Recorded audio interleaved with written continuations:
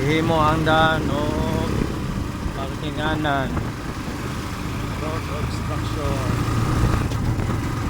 Ron di palaptan ang dalan, gihimo na po parkingan o angon. Dalan gihimo mga buhanga ka, ang maros ka.